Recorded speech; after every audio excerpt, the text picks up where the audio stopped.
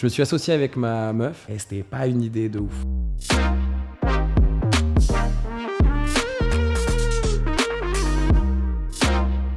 Adrien Laripa, je suis le cofondateur de 140 Studios, qui est un studio créatif, vidéo, photo, qui est une filiale de l'agence Ores, qui fait partie du groupe EDG. J'ai un parcours un peu bizarre, mais moi qui me plaît. Je devais être ingénieur, j'ai eu le concours de pilote de ligne. Après, je suis parti dans l'audit financier, cata. Après, j'ai rejoint un projet que des potes d'école avaient monté qui s'appelait Bizik. C'est devenu Tids. Et après ça, je suis parti pour me lancer dans la restauration. À l'époque, je me suis associé avec ma meuf, c'était pas une idée de ouf. Je suis revenu sur le digital à 4 ans, j'étais CMO chez Chef Club. Maintenant, on a monté 140 Studios avec les fondateurs d'Ores.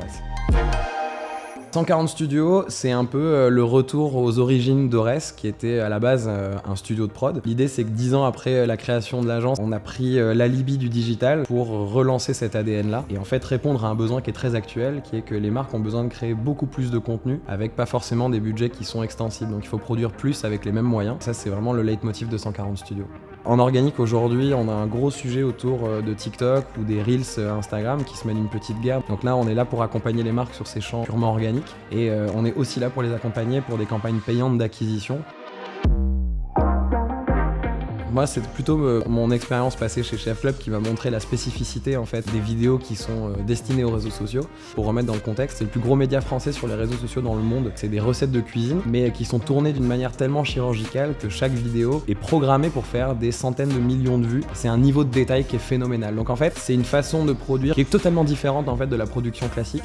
Et c'est ça qu'on essaie d'appliquer du coup aujourd'hui pour l'ensemble des marques. C'est ce savoir-faire-là. Là aujourd'hui, le travail préparatoire est encore plus important parce qu'en fait, on sait que les utilisateurs dans les réseaux sociaux vont avoir une attention de 1, 2, 3 secondes.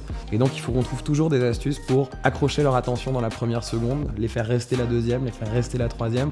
Donc il y a un travail d'écriture qui est très spécifique, et un travail derrière de réalisation et de montage aussi, qui est une créativité en fait sans cesse renouvelée pour essayer de trouver des astuces pour garder les gens sur nos contenus.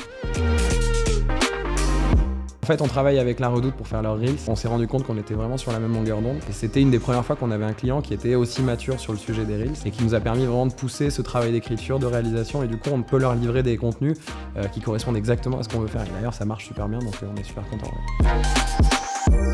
J'ai jamais rien fait tout seul moi, donc parmi les fondateurs d'Ores, il y avait Thomas de Villacoac, avec qui j'étais à l'école en fait. Et on avait une discussion permanente sur l'évolution des usages en digital. Donc je me suis retrouvé chez Chef Club, on a eu cette discussion où je lui ai dit je pense qu'il y a vraiment quelque chose à faire, où si on réunit nos deux compétences, la réunion des deux, c'était forcément la meilleure offre possible en fait pour adresser ces besoins.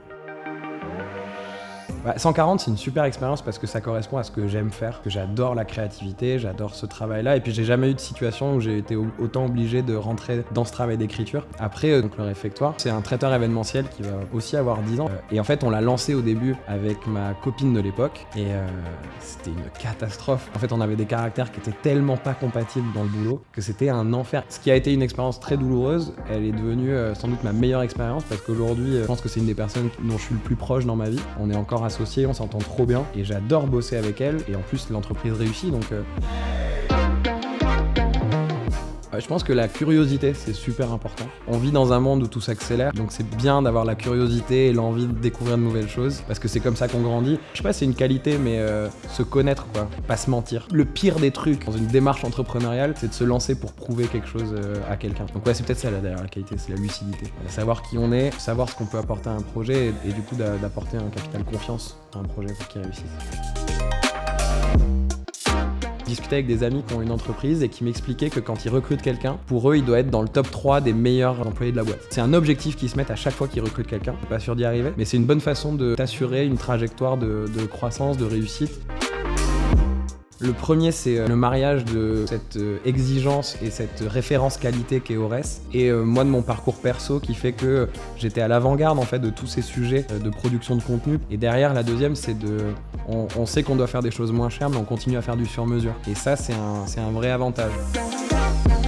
J'aime bien les archétypes en fait. J'étais très tôt très fan d'Elon Musk. J'adorais le côté Jules Verne qu'il avait. Steve Jobs, ça m'a jamais fait kiffer. J'ai jamais aimé Steve Jobs, j'ai jamais aimé ce qu'il représentait.